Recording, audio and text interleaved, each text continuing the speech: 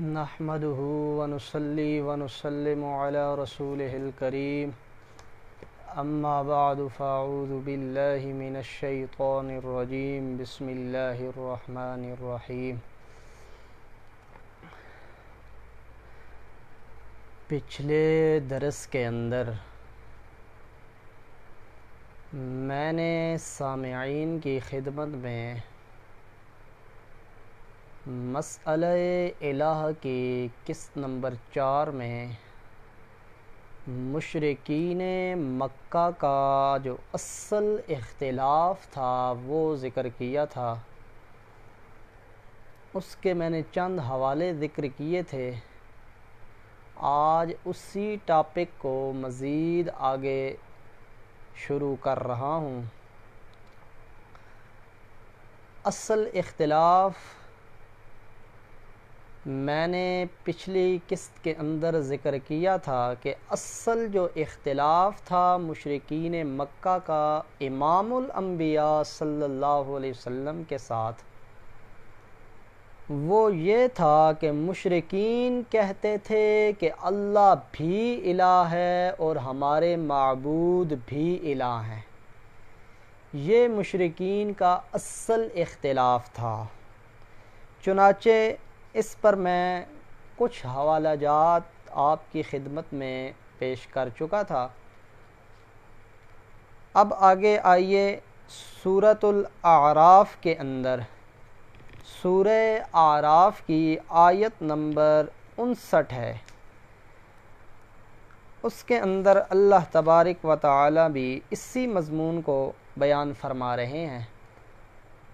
فرمایا آوا عجبتم ان جاءکم، کیا تم کو تعجب ہوا ہے کہ آیا تمہارے پاس ایک ذکر آئی تمہارے پاس ایک نصیحت من ربکم تمہارے رب کی طرف سے، علی رجل منکم ایک مرد کی زبانی جو تم ہی میں سے ہے، لِيُنذِرَكُمْ تاکہ تم کو آگاہ کرے، وَاذْكُرُوا إِذْ جَعَلَكُمْ اور یاد کرو جب تم کو خلفاء من بعد قوم نوح سرداروں نے اس کو پیچھے کر دیا تھا قوم نوح کے، وَزَادَكُمْ فِي الْخَلْقِ بَسْطًا اور زیادہ کر دیا تمہارے بدن کا پھیلاؤ، فَاذْكُرُوا آلاء اللَّهِ سو یاد کرو اللہ کے احسان کو، لَعَلَّكُمْ تُفْلِحُونَ تاکہ تم کامیاب ہو جاؤ۔ آگے اللہ فرماتے ہیں قَالُوا أَجِئْتَنَا اور بولے کیا تو اس واسطے آیا ہے ہمارے پاس، لِنَعْبُدَ اللَّهَ وَحْدَهُ کہ ہم اللہ اکیلے کی عبادت کریں، وَنَذَرَ مَا كَانَ يَعْبُدُ آبَاؤُنَا اور چھوڑ دیں جن کو ہمارے آباء و اجداد پوجا کرتے تھے۔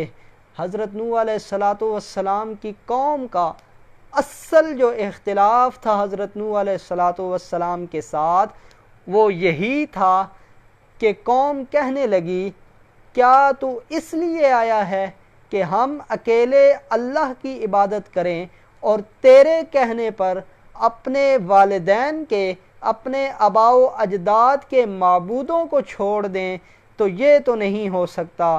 فَأْتِنَا بِمَا تَعِدُنَا إِن كُنْتَ مِنَ الصَّادِقِينَ پس تو لے آ ہمارے پاس جس سے تو ہمیں ڈراتا ہے اگر تو سچا ہے۔ یہ حضرت نوح علیہ السلام کا ان کی قوم کے ساتھ جو اصل اختلاف تھا اللہ نے وہ ذکر کیا ہے۔ اللہ فرماتے ہیں کہ جب میرے پیغمبر نوح نے قوم کے سامنے یہ دعوت رکھی، یا قوم اعبدوا اللہ اکیلے اللہ کی عبادت کرو، تو آگے سے قوم کہنے لگی کہ نوح پیغمبر کو کیا تو ہمارے پاس اس لیے آیا ہے کہ ہم اکیلے اللہ کی عبادت کریں اور تیرے کہنے پر اپنے آباء و اجداد کے معبودوں کو چھوڑ دیں، تیرے کہنے پر اپنے والدین کے الہوں کو چھوڑ دیں، تیرے کہنے پر ہم اپنے باپ دادا کے الہوں کو چھوڑ دیں تو یہ نہیں ہو سکتا، البتہ جس عذاب سے تو ہمیں ڈرا رہا ہے فَأْتِنَا بِمَا تَعِدُنَا، وہ عذاب لے آ ہم پر اگر تو سچا ہے۔ یہ اللہ تبارک و تعالی نے حضرت نوح علیہ السلام کی قوم کے ساتھ ان کے اختلاف کو ذکر کیا ہے۔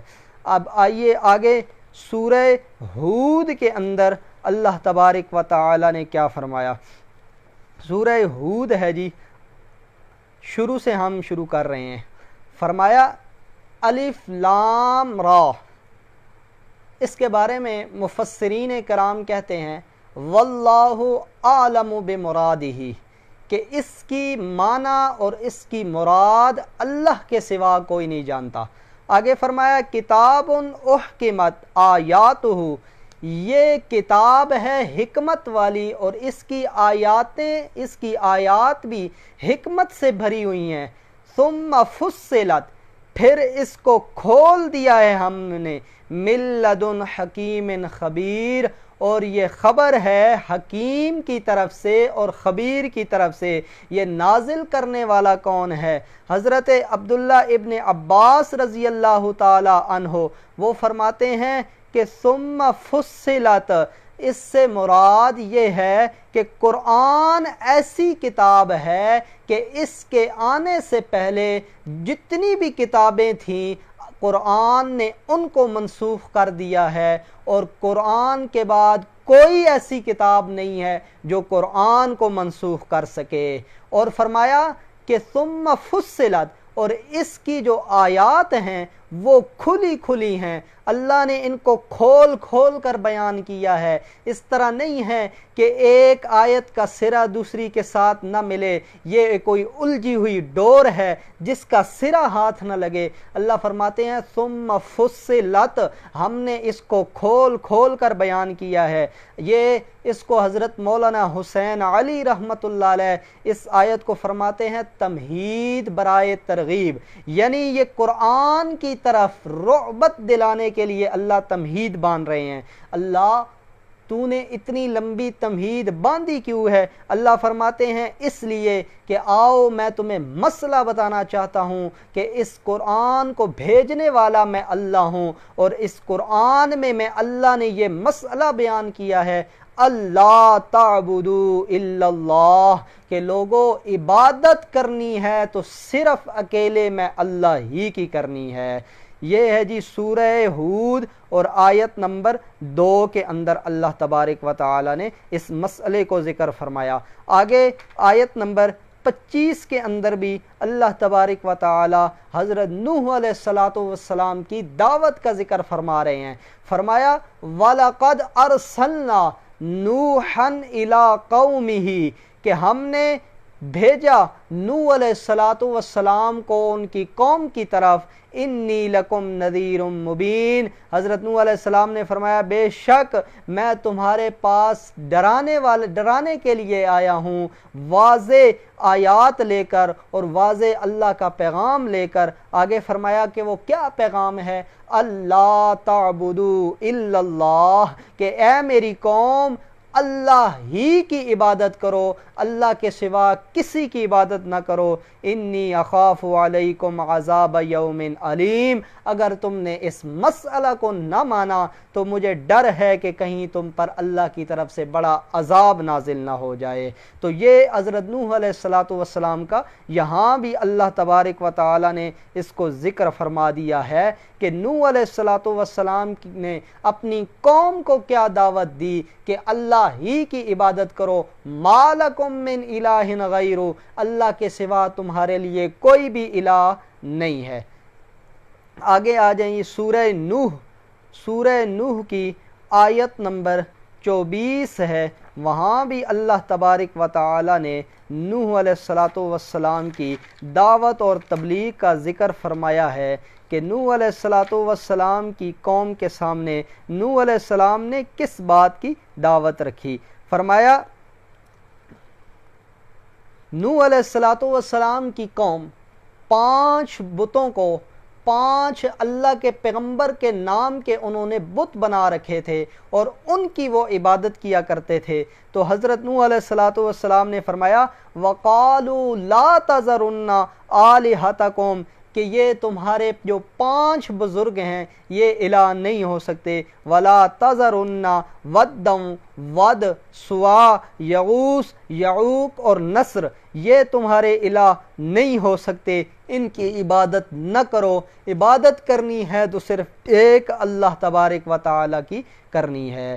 یہاں بھی اللہ تبارک و تعالی نے نوح علیہ السلام کی دعوت کا ذکر کیا، اور یہ نوح علیہ السلام یہ وہ پیغمبر ہیں، یہ وہ جلیل القدر پیغمبر ہیں کہ جنہوں نے 950 سال اللہ تبارک و تعالی کی توحید کی دعوت دی ہے۔ اور نوح علیہ السلام فرماتے ہیں کہ 950 سال کے اندر میں نے نہ رات دیکھا نہ دن دیکھا، میں نے رات اور دن اللہ کی توحید کے لیے ایک کر دیا ہے۔ قال رب انی دعوت قومی لیلا و نہارا، یا اللہ میں نے رات اور دن کو تیری توحید کی دعوت دی ہے۔ اور نوح علیہ السلام جب بھی اللہ کی توحید کی دعوت دیتے ہیں، اور روایات میں آتا ہے کہ ایک دن بھی 950 سال میں ایسا نہیں گزرا کہ جس دن نوح علیہ السلام کو مار نہ پڑی ہو۔ ان کی قوم ان کو پتھر مار مار کے، حتیٰ کہ نوح علیہ السلام پتھروں کے اندر دب جاتے ہیں، ان کو پتھروں سے نکالنے والا کوئی نہیں ہے۔ اللہ جبریل کو بھیجتے ہیں آسمان سے، جا میرا پیغمبر پتھروں کے اندر دبا ہوا ہے۔ جبریل آتے ہیں اور نوح علیہ السلام کو پتھروں سے نکال کر جس وقت مرم پٹی کرتے ہیں تو نوح علیہ السلام اگلے چوک میں جا کر اسی دعوت کو لے کر جاتے ہیں اور فرمایا یا قوم اعبدوا اللہ، اے میری قوم اللہ ہی کی عبادت کرو، ما لکم من الہ غیرہ، اللہ کے سوا کوئی بھی تمہارا الہ نہیں ہے۔ آگے سورہ اعراف کا حوالہ اس کو دیکھتے ہیں جی۔ سورہ اعراف میں آیت نمبر 65 کے اندر اللہ تبارک و تعالی نے اسی مسئلہ کو ذکر فرمایا ہے۔ سورہ اعراف ہے اور آیت نمبر 65 ہے۔ وَإِلَىٰ عَادٍ أَخَاهُمْ هُودًا، یہاں پہ اللہ تبارک و تعالی نے حضرت ہود علیہ السلام کی قوم کا اور حضرت ہود علیہ السلام کا ذکر کیا ہے۔ فرمایا وَإِلَىٰ عَادٍ أَخَاهُمْ هُودًا، اللہ کریم فرماتے ہیں میں نے ہود علیہ السلام کو ان کے اپنے بھائی قوم عاد کی طرف بھیجا، اور جس وقت ہود علیہ السلام قوم عاد کی طرف آئے، حضرت ہود علیہ السلام کی بھی یہی دعوت تھی۔ قال یا قوم اعبدوا اللہ ما لکم من الہ غیرہ، او میری قوم عبادت کرنی ہے تو صرف ایک اللہ ہی کی کرنی ہے، اللہ کے سوا کوئی تمہارا الہ نہیں ہے۔ افلا تتقون، اللہ سے تم ڈرتے کیوں نہیں ہو؟ جس وقت ہود علیہ السلام نے قوم کے سامنے یہی دعوت رکھی، قوم کے سردار کہنے لگے قال الملأ الذین کفروا، قوم کے جو کافر سردار تھے وہ کہنے لگے انا لنراک فی صفاحۃ، ہم دیکھ رہے ہیں ہود علیہ السلام کو یہ تو ہمیں کوئی بے وقوف لگ رہا ہے، وَإِنَّا لَنَظُنُّكَ مِنَ الْكَاذِبِينَ، آگے سے قوم کے سردار کہنے لگے ہم تو یہ گمان کرتے ہیں کہ یہ جھوٹا ہے معاذ اللہ۔ آگے سے ہود علیہ السلام کہنے لگے قال یا قوم قوم لیس بی صفاحتن، حضرت ہود علیہ السلام کہتے ہیں او میری قوم میں بے وقوف نہیں ہوں، کیوں؟ وَلَٰكِنِّي رَسُولٌ مِّن رَّبِّ الْعَالَمِينَ، اس لیے کہ اللہ کریم نے مجھے رسول بنا کے بھیجا ہے۔ بھلا اللہ کسی بے وقوف کو رسول کیسے بنا سکتا ہے؟ یہ تو حضرت ہود علیہ السلام کا اللہ تبارک و تعالی نے ذکر کر دیا ہے۔ اسی سے آگے آ جائیں، آیت نمبر 73 کے اندر اللہ تبارک و تعالی نے حضرت صالح علیہ السلام کا ذکر کیا کہ حضرت صالح علیہ السلام کا بھی اپنی قوم کے ساتھ اسی مسئلہ میں اختلاف تھا۔ فرمایا وَإِلَىٰ ثَمُودَ أَخَاهُمْ صَالِحًا، ہم نے صالح علیہ السلام کو اپنی قوم کی طرف بھیجا۔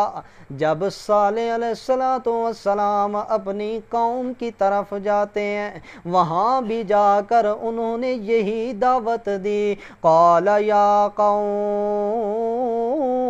اعبدوا اللہ، اے میری قوم اللہ ہی کی عبادت کرنی ہے، ما لکم من الہ غیرہ، اللہ کے سوا تمہارا کوئی بھی الہ نہیں ہے۔ یہ حضرت صالح علیہ السلام کی قوم کا ذکر اللہ تبارک و تعالی نے کر دیا۔